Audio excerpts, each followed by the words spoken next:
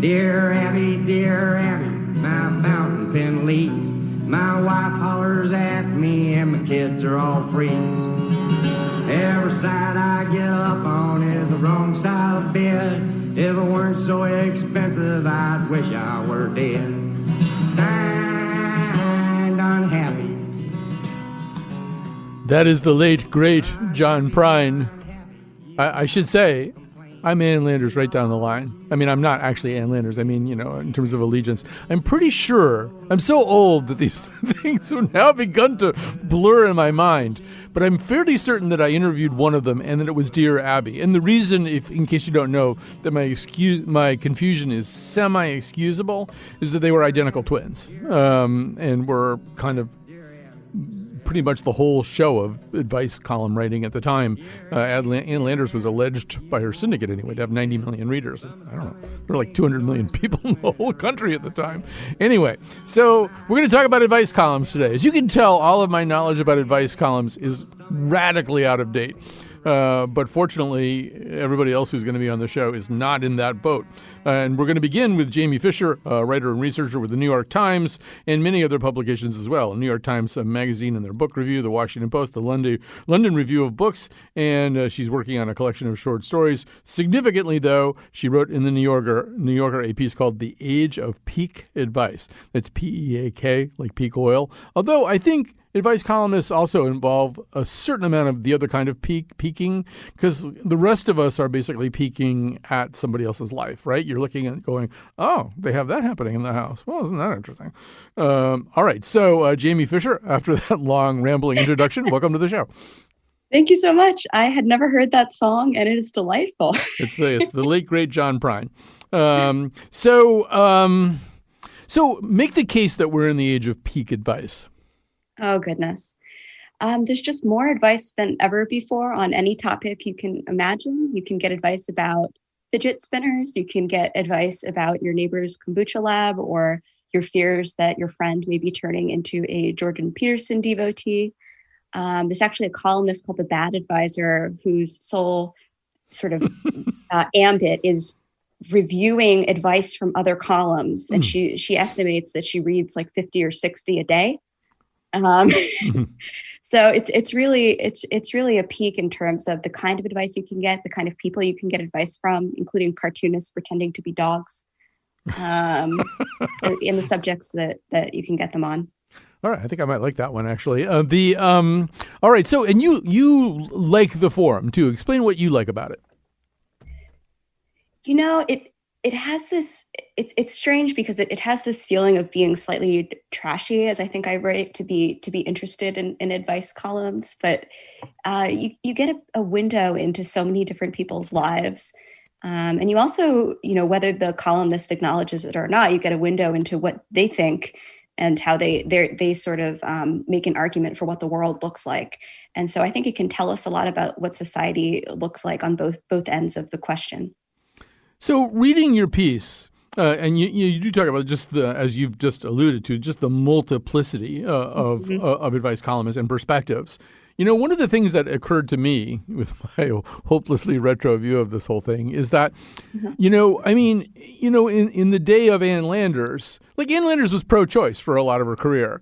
And it was kind of a big deal that she was pro-choice. And what was also very interesting about that was it didn't mean that anti-choice readers wouldn't read her. I mean, one of the interesting things about having only one or two advice columnists for the entire nation was that maybe people spent a little bit more time with somebody who wasn't exactly like them. Reading your piece, I'm thinking, well, now I can read an advice columnist who's just like me, which in a way, you could argue that it defeats the purpose a little bit.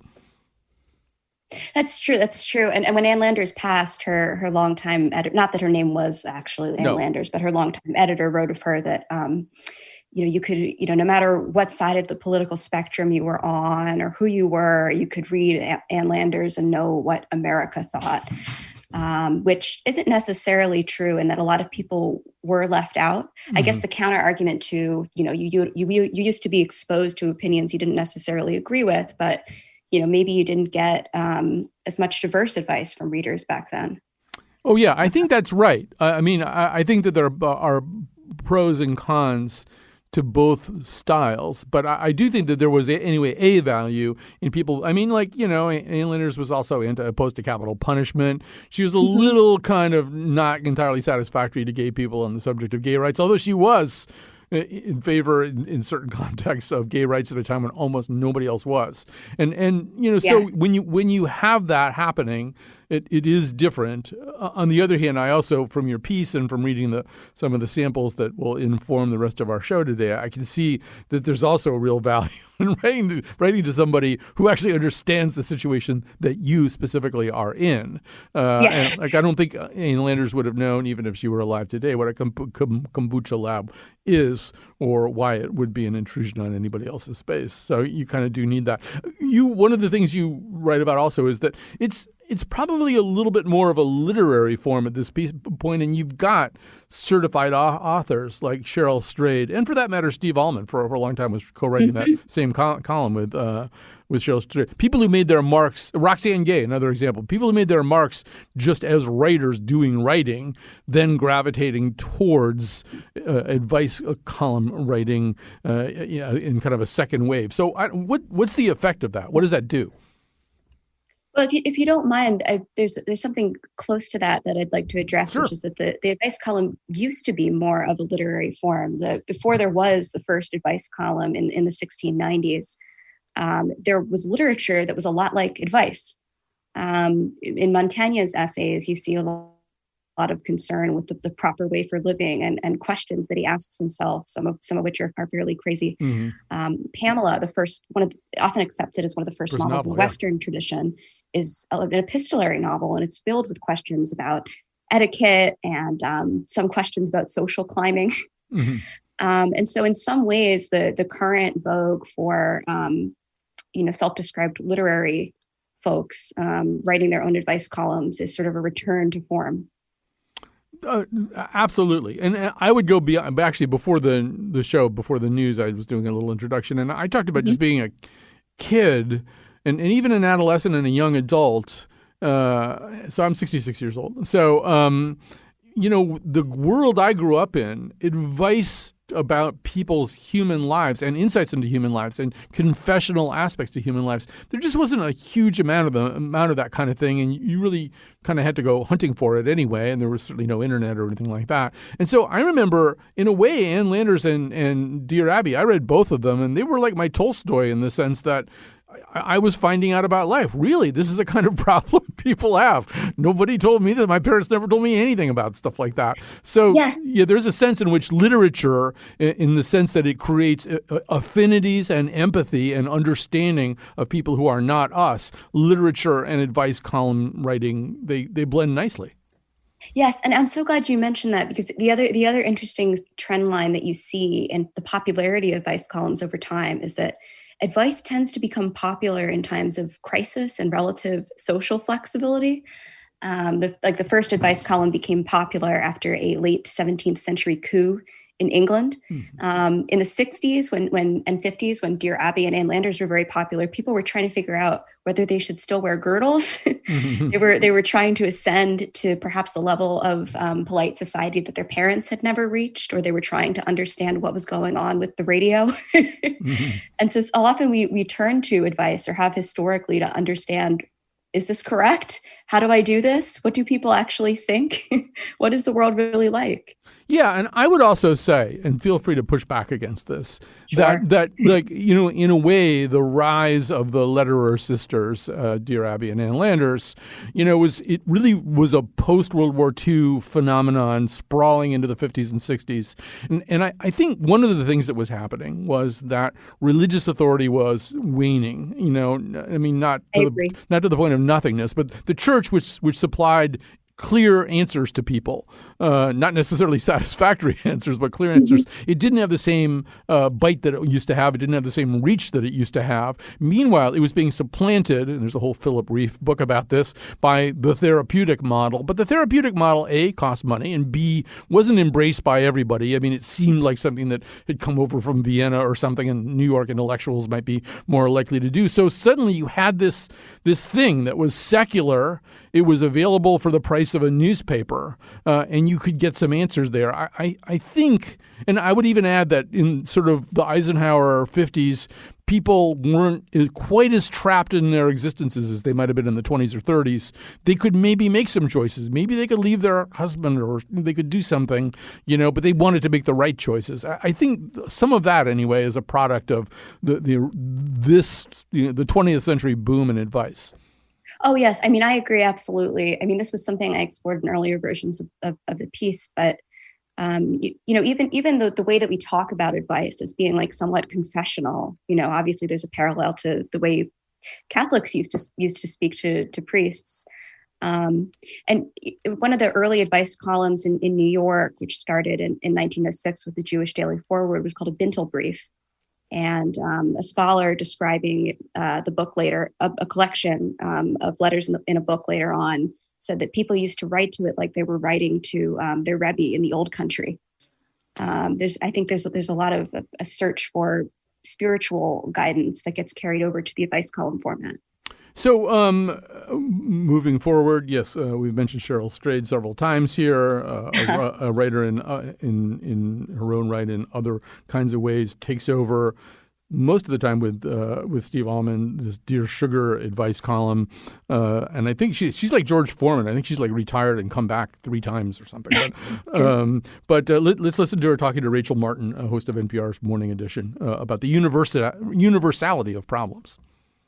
When we boil it down, we only have really about 5 or 6 problems. I mean, honestly, I could take all of those letters and divide them into about 6 buckets. And what excites me probably the most about the Dear Sugar column is that when people write to me, what happens is, by just simple virtue of me publishing their letter, I know that thousands of people out there are saying, me too.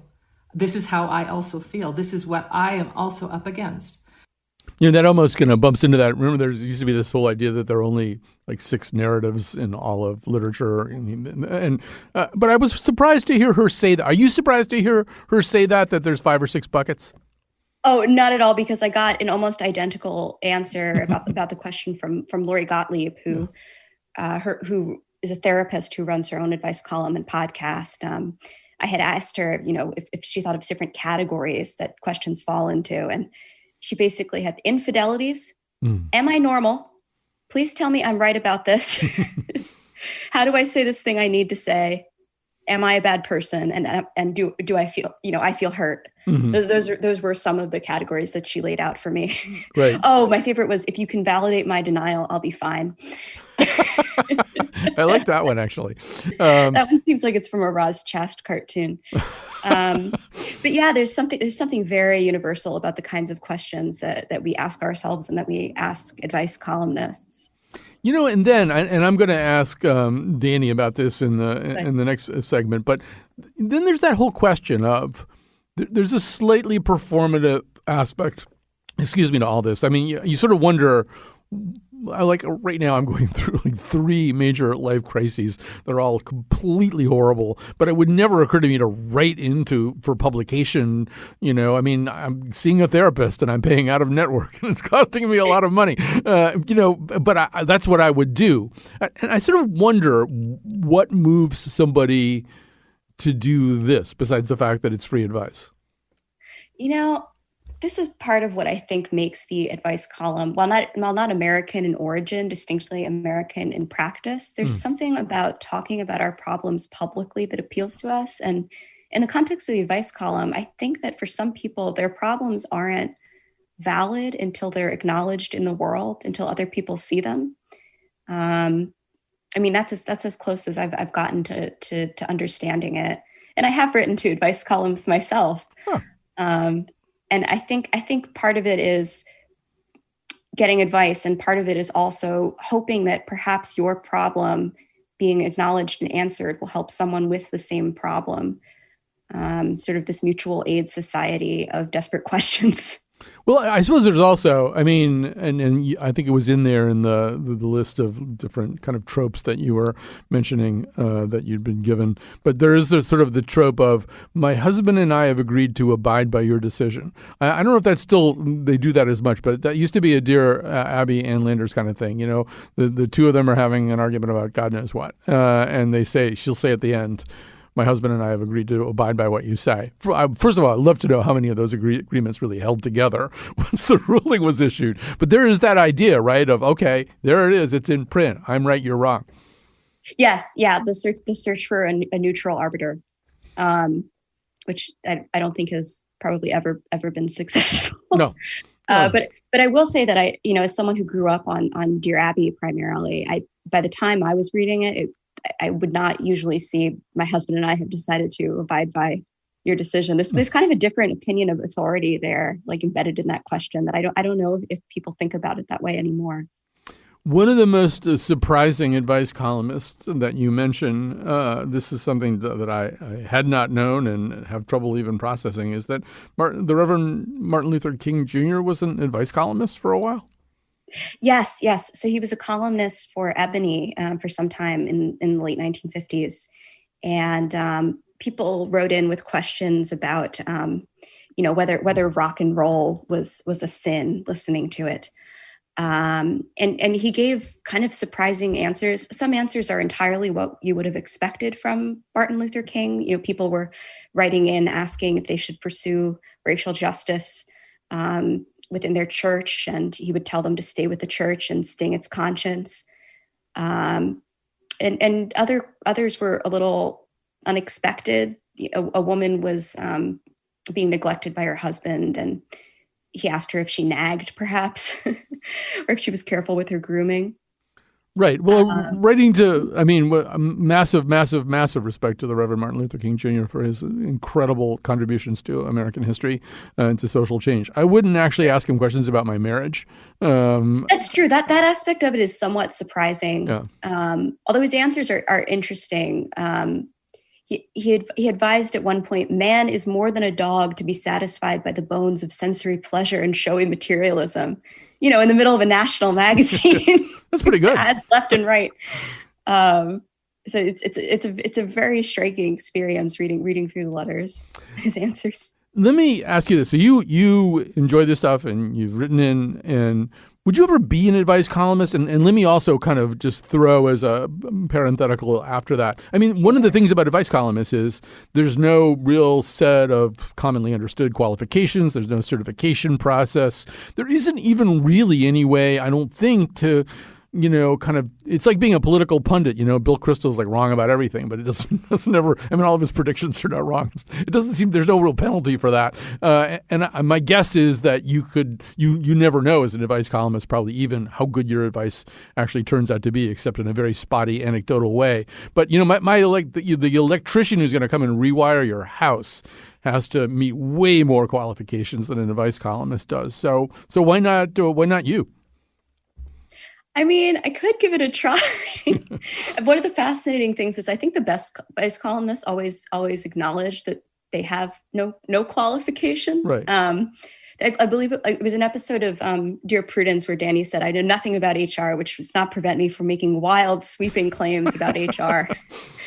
But yeah, I think that it is harder than it seems. Particularly, I went on the Dear Prudence show a couple of years ago, and it was hard to come up with answers that were both entertaining and edifying. Mm.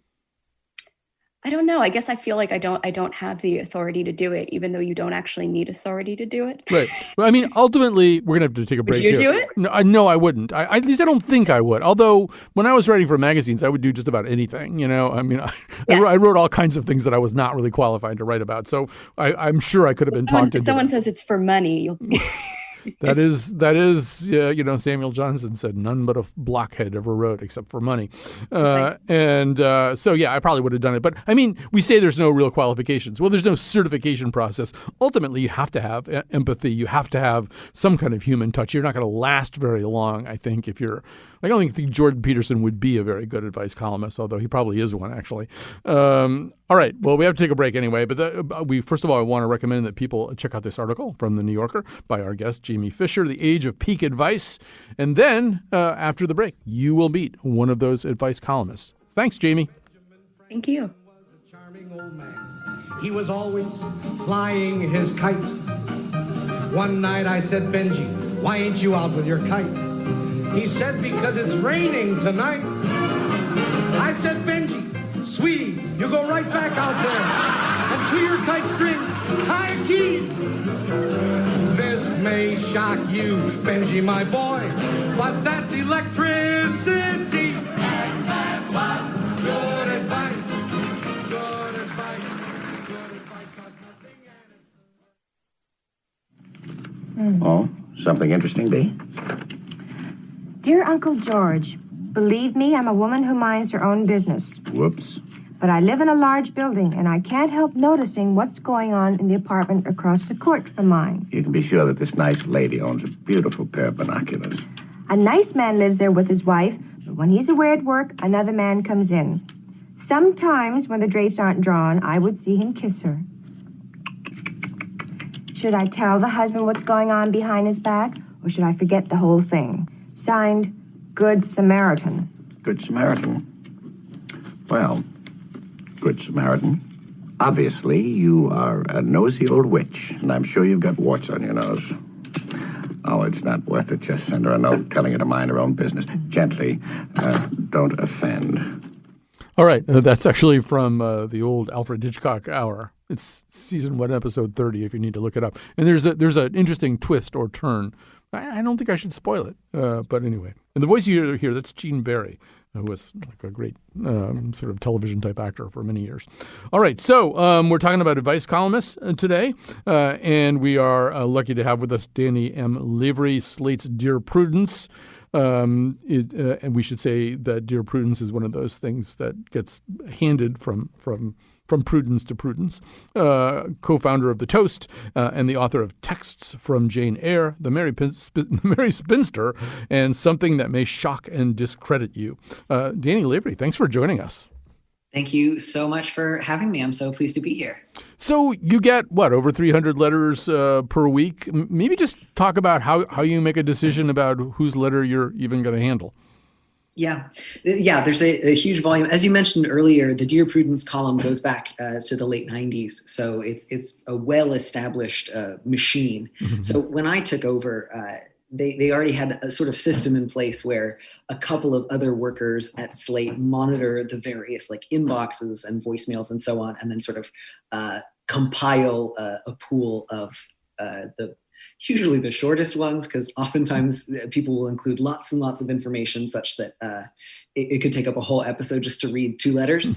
And so I'll choose from a pool. So that really does help, because at the beginning I was trying to wade through all those things on my own. It was just like drowning under a sea of spam. So I think I probably at this point, I see about 100 to 120 questions per week. Please bear in mind, I'm not great at estimating numbers. Okay. So I could be off a little bit in one direction or the other. And then I'll usually choose ones that I can answer the quickest for the live chat. And then ones that take a little more thought, I'll save for the column or the podcast. I'm being told I said your last name wrong. It's Danny Lavery, correct? You said it beautifully and interestingly. I normally say it Lavery, but I'm always here for pronouncing something new on the air for the first time. No. You should get your name said the way you say it. So otherwise it's going to be a letter to some other advice columnist saying, this guy keeps pronouncing my name wrong. What should I do?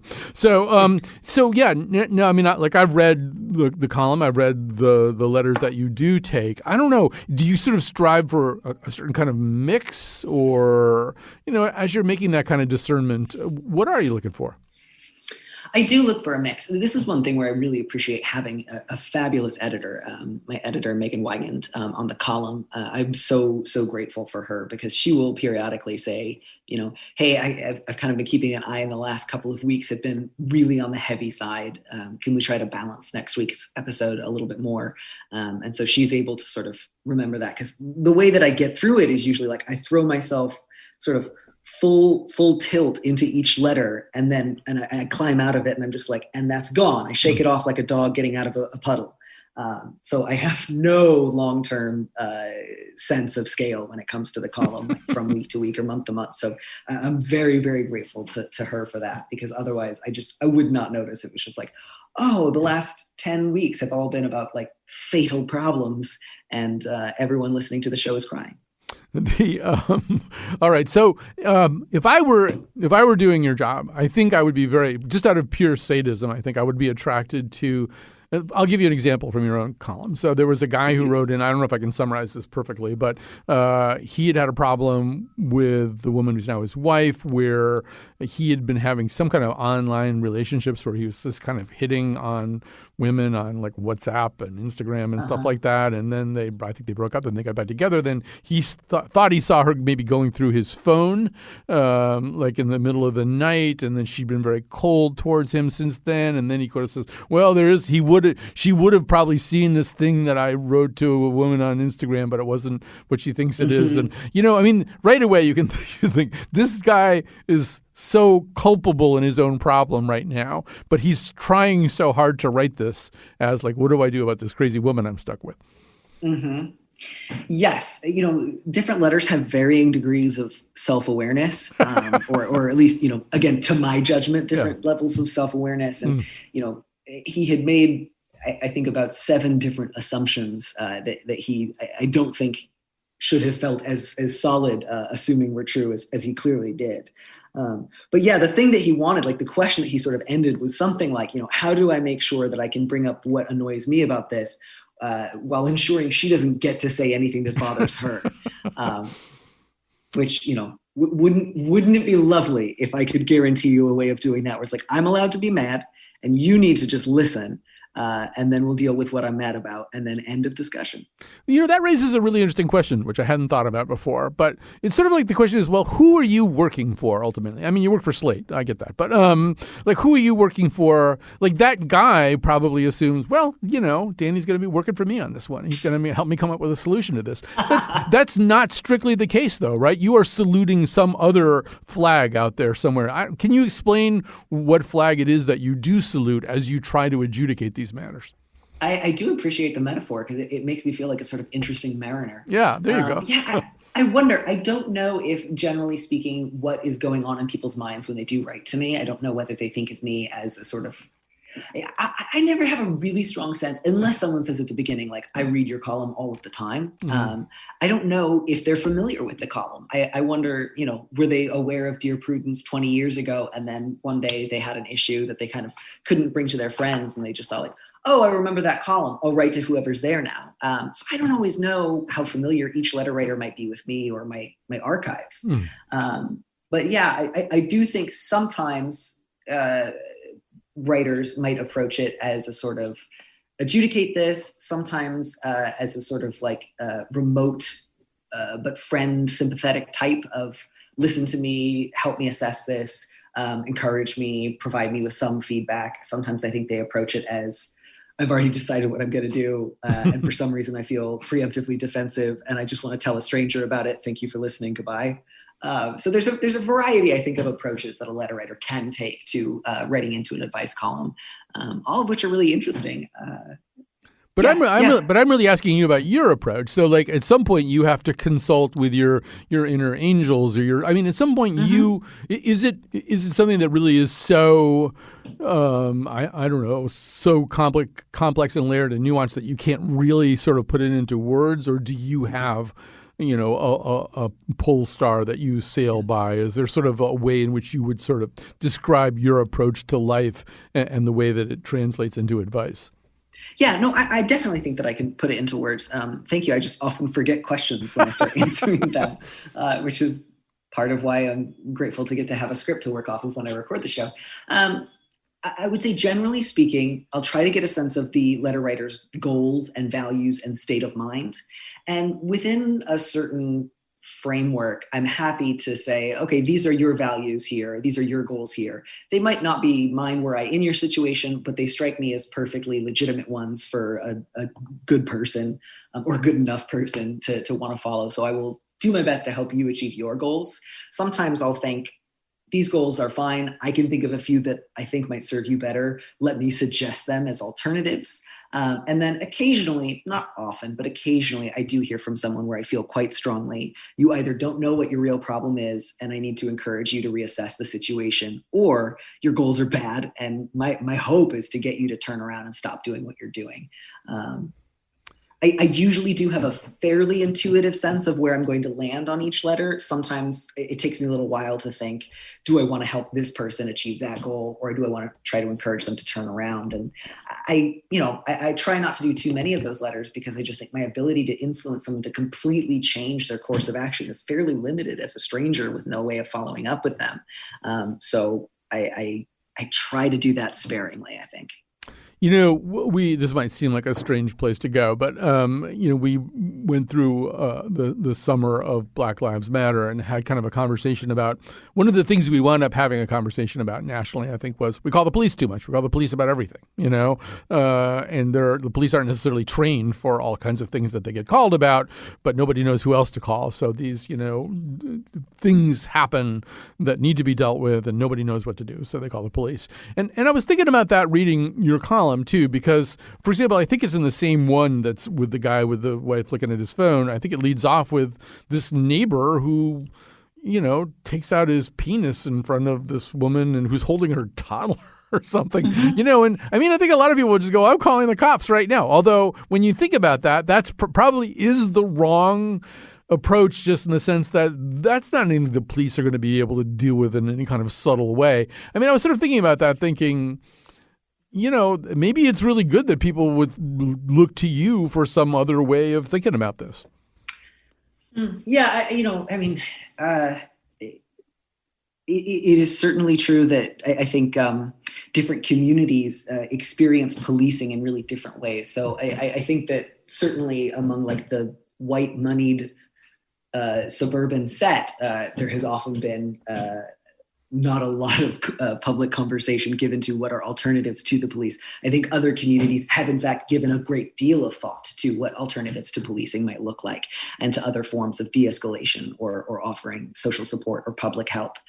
So there's a wide discrepancy, I think, both in terms of like expertise in knowledge and then in political power. And of course, you and your community might have a set of great alternatives to policing. And then if somebody else calls the police on you, your ability to put forth those alternatives has been effectively removed.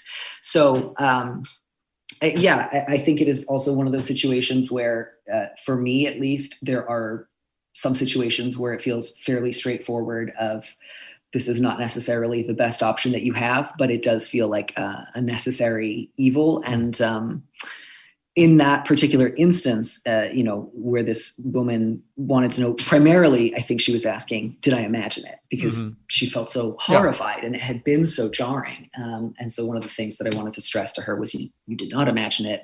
When men do this, it is often part of the pleasure is shocking someone and making them doubt themselves and watching them react in a sort of frightened, uncertain, bewildered way. That level of power is part of the point. So that was my first goal, was simply, you know what you saw. You did not hallucinate that. That happened.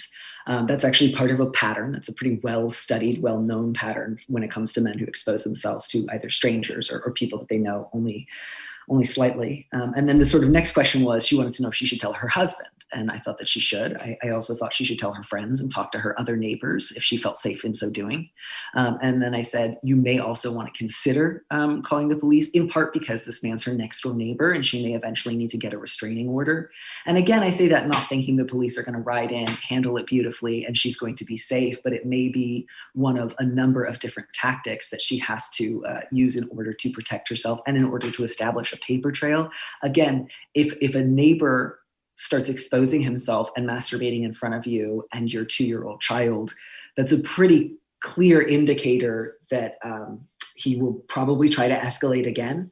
And so I think she needs as much support and safety and a paper trail and documentation as she can possibly get her hands on. So that feels like a situation where I was prepared to say, you may decide that you need to do that. But I also oftentimes hear from people who have called the police over something relatively trivial, or in such a way that it made a situation that could have been handled differently impossible to handle. And that's painful, that's complicated. Last question, I guess, which is, to what degree is this a two-way street? Do you feel as though you get advice from either from reading these stories and seeing how people attempt to cope with difficult situations? Just is there sort of a sense of reciprocity? I think so. Yeah. I mean, partly because, especially when I do the live chat, I do get in real time feedback from readers, sometimes because they want to add something to an answer, sometimes because they really strongly disagree with it. Sometimes I'll strongly disagree with that disagreement. Sometimes there's a pretty big consensus. And in those moments, I'll either think, do I want to reassess my answer, or do I want to say, I still think what I said is good, but I want to sort of bring this up as I'm outnumbered here. So that does happen fairly often. But I would also say, simply by virtue of reading and responding to these letters so often, I do think I get a slightly broader sense of certain collective approaches to conflict, or to family, or to friendships that do sort of shape my way of thinking about things. And, one of the things that I think stands out to me the most is just there are a lot of people who are comfortable engaging in conflict with someone they don't know very well. Mm-hmm. And then the closer someone gets to you, the more difficult it can become, and the less likely you are to either, disagree about something important or advocate for yourself, and the more likely some people are to sort of go along to get along until a situation becomes unbearable. So one of the things that I think I've taken away from writing this column over the last few years is trying to bring a little bit of that sense of robust screening that I often do for people I'm just meeting for the first time, to the friendships and the relationships in my life that mean the most to me, which is to say, not how do I start treating the people close to me like acquaintances, but what are moments or ways in which I am going along to get along because I think this relationship is too close, too valuable. I can't risk it with conflict, rather than a little conflict is probably healthy here. There's the great moment in the movie The Departed where Matt Damon and Vera Farmiga are lying in bed, and Matt Damon says, if there's a problem here, you're going to have to talk about it, because I'm Irish. I can live with anything. And I think we do that a lot. We think, okay, I could live with this for another year. And you need somebody else to tell you. I think, no, you can't. Well, listen. I was not expecting to learn from Matt Damon today, but I'm glad that I did. Well, he's a negative example, I think, particularly in that thing. Oh, you got a phone call. I got to go anyway. Danny Lavery, I'm going to say it right this time, is Slate's Dear Prudence co-founder of The Toast and the author of Texts from Jane Eyre, The Merry Spinster, and Something That May Shock and Discredit You. Thanks for being with us, Danny. Thanks so much for having me. This is lovely. All right. And in the final segment, Martin Luther King notwithstanding, there's a way in which people of color are not often represented in this whole genre, or have not been represented in this whole genre, but it doesn't have to be that way.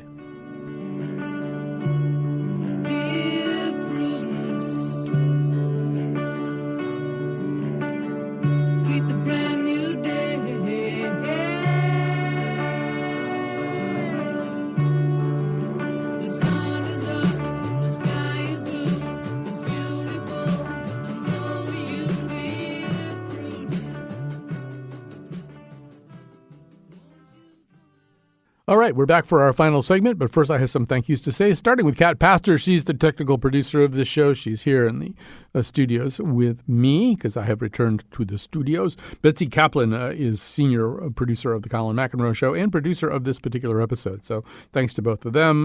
And we are now going to do, in fact, our final segment with Christine Pride, a writer, book editor, and content consultant. Her debut novel, We Are Not Like Them, written with Joe Piazza, will be published in October and is available for pre-order now. Her advice column is entitled Race Matters on Cup of Joe, where she answers questions about race and relationships.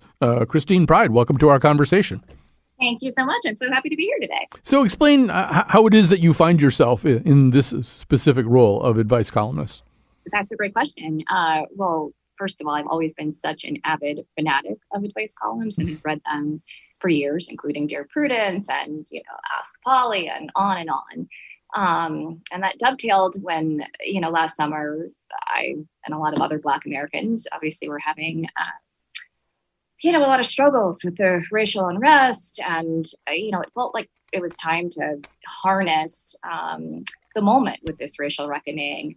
And so I initially wrote a piece called 5 Things I Want My White Friends to Know, that sort of outlined how I was feeling in this really intense moment and our national story. And that appeared on Cup of Joe and got such a great response. And it occurred to me as someone who, like I said, was an avid advice column reader, how much people of color have been kind of left out of this conversation and these platforms, and how much there is to talk about and to get advice about using this convention. And so I proposed to Joanna Goddard at Cup of Joe, this column to really delve into those issues. And it's been a really great and enlightening experience, both for me and I think the community of readers that are fans of the column.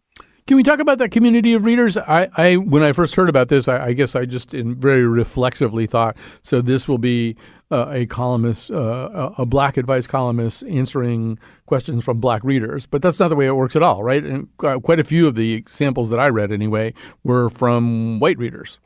Yeah, no, exactly. I mean, my conception of the column is that it's for both Black and white readers. I mean, race is something that affects both Black and white Americans, and particularly the things that we need to talk about, the way that race permeates personal relationships, work, social interactions. Really everything affects both people. And so, I'm really cognizant that I come to the table as, sort of an empathetic human being and a Black woman, by no means, an expert on race, but that I can sort of help bridge this divide in perspectives by answering dilemmas from both white readers and Black readers in a way that I think the letters themselves are actually very enlightening. And also, hopefully, my answers are enlightening. And then the discussion that happens around them, which I think is so important, is also enlightening. Do you want to give an example of a letter that you found enlightening? I think a lot, like we were talking, you were talking with your other guest earlier, and I think this is a hallmark of advice columns, where, a lot of letters represent a lot of different people's experiences. So I really try to choose my letters accordingly. And so one of the first columns I did was about, can I end this friendship, was the headline. Mm-hmm. And I think a lot of us in our Trump and now post-Trump era were wrestling with that sort of dilemma of, with family, with friends, if you have different beliefs, viewpoints, etc.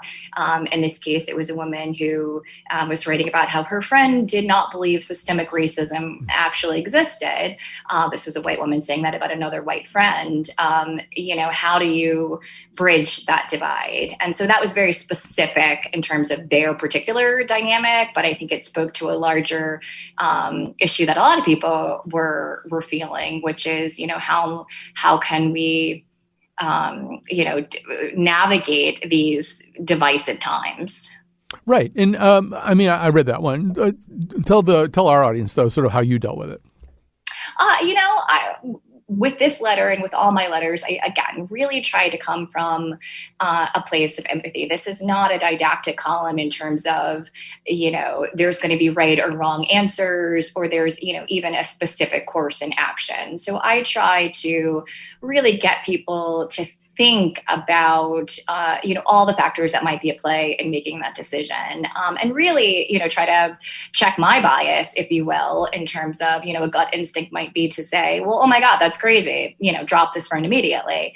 It's always more complicated than that. And so, my advice for this particular woman was, to have an open mind and an open heart in terms of continuing these conversations, but that she is also at the same time under no obligation, morally or otherwise, to continue a friendship, that doesn't, or any relationship for that matter, that doesn't represent her values, and that's okay in this moment, but life is also long. And, we need to give people time to evolve. And should her friend be able to do that, there might not be a reason to have a firm closed door on this friendship. Yeah, I like that point too, that life is long. Anecdotally, I'll just say that for 3 of my 4 years in college, my roommate was a black man, but this is like 1970s. And what I do now is I call him up and I say, I'm just thinking about something from 1975, and I'm starting to realize that maybe there were some things that I didn't get about it. He'll just start laughing because these things. First of all, I feel so lucky to have a really long relationship like that one, but we do change over time too, and maybe we get things that we didn't get before, and so I like that approach very much.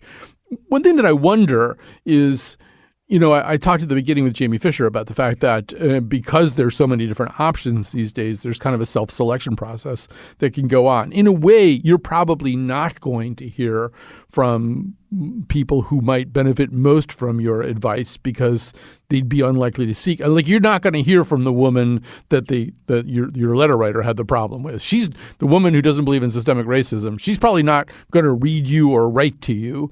Is it frustrating that in a way you're sort of talking to people who, because they've already identified themselves as people who care about these issues, they're kind of a choir already? Yeah, that's a good question. I feel like you have to have modest expectations. My goal in starting this column and, writing it is not to feel like I can change society or that I'm reaching, as you said, people necessarily so far outside the bubble. I think the benefit is that even people within the bubble, so to speak, and people interacting with the column have a lot to learn. We all have a lot to learn, the same way you just mentioned, calling your friend and saying, I'm looking at this in a new perspective, and you're really in the minority in terms of having a close Black friend or a close friend of another race that you can have those conversations with, and that, you can feel comfortable doing so. And so I also see the column as a proxy in that way, that for most of us in our socially segregated society who aren't able to do that, the column is like talking to